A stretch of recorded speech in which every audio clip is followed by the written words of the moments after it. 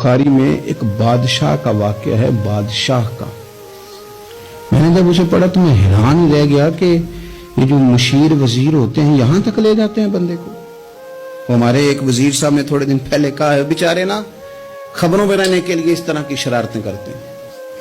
उसकी वजह ये होती है कि मुल्क का निजाम तो चलता नहीं, तो फिर वो चाहते हैं कुछ लोगों को इधर उलझा दो ताकि वो असल से इनकी तवज्जो हट जाए। उन्होंने कहा जी कायदे आज़म इस्लामी मुल्क नहीं बनाना चाहते थे, तो कौन सा बनाना चाहते थे? पाकिस्तान का मतलब क्या?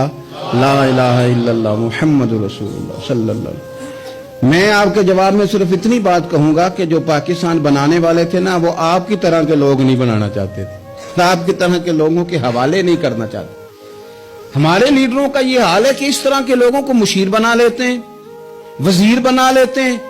ये कितनी रुकावट पैदा करते हैं, कितनी तबाही करते हैं। देखिए बुखारी में मौजूद है, हिरकल बादशाह ने हजरत अबू सुफियान रदी अल्लाह तआला अन्हु, जो उस वक्त अभी कलमा नहीं पढ़ते थे, उनको बुला के नबी पाक अलैहिस्सलाम के बारे में सारी बातें पूछी।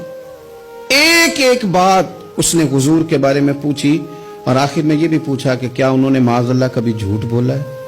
तो अबू सुफियान कहने लगे, नहीं, कुर्बान जाऊं, मेरी मुखालफत अपनी जगह पे, लेकिन वो मेरे सामने पैदा हुए हैं।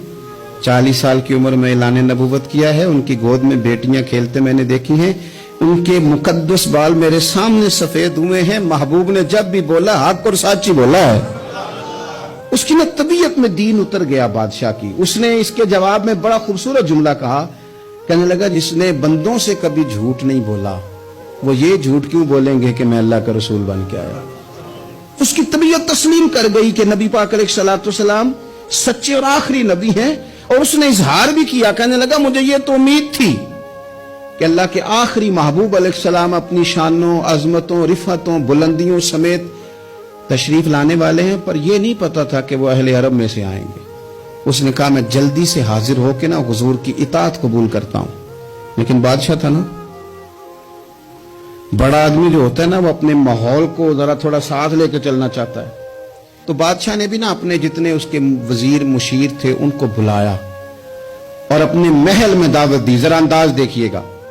और खुद बाला खाने के ऊपर चढ़ गया, दरवाजे बंद कर लिए, और ऊपर चढ़ के ना उन्हें बाला खाने से झांक के कहने लगा, तुम्हें भी पता चल गया, मुझे भी पता चल गया, अल्लाह के आखिरी रसूल तशरीफ ले आए सल्लल्लाहु तआला अलैहि वसल्लम। अब मेरा ख्याल है कि हमारी और तुम्हारी बेहतरी और बका इसी में है कि हम बैठे ना रहें, जल्दी से जाके महबूब पाक के दामन को थाम लें, हुजूर की फर्मा बरदारी कबूल कर लें। अब जब बादशाह ने ये बात की तो वो जो वजीर थे, मुशीर थे, उनकी हालत इतनी खतरनाक हो गई कि वो तो दरवाजों की तरफ दौड़े कि खोलेंगे और नोच लेंगे बादशाह को। ये क्या कह रहा है माज़अल्लाह। इस कदर ज्यादा उन लोगों ने इजहार किया अस्तगफिरुल्लाह माज़अल्लाह दीन से दूरी का। जब बादशाह ने ये कैफियत देखी ना, ओहो, बंदे देख के रब रसूल से दूर रह गया। कहने लगा नहीं नहीं भाई, नहीं नहीं, मैं तो सिर्फ तुम्हें आजमा ही रहा था कि तुम अपने दीन के साथ कितने पुख्ता हो। हम नहीं कहीं भी जा रहे, हम यहीं रहेंगे, यही हमारा दीन रहेगा। उन वजीरों ने, मुशीरों ने, दोस्तों ने, करीबी लोगों ने रसूलुल्लाह की गुलामी में नहीं आने दिया। इतना बुरा असर करते हैं ये मुशीर वजीर, इतना खौफनाक हाल कर देते हैं इंसान का करीब रहने वाले लोग के सामने करम का दरिया बह रहा था, लेकिन उसकी बदकिस्मती देखो, वो दूर इसलिए रह गया कि उसके दोस्त ठीक नहीं थे, मशवरा देने वाले ठीक नहीं थे, करीब रहने वाले ठीक नहीं, ये दूर रह गया। और नजाशी कलमा पढ़ के महबूब का मुसलमान हो गया। और हजरत आयशा सिद्दीका फरमाया करती थी, नजाशी वो खुशकिस्मत मुसलमान है कि जब वो दुनिया से गया तो उसकी कब्र से भी नूर निकला करता था। उसने नहीं बादशाह देखी, गुलामी की रसूल करीम, और इसने अपने मुशीरों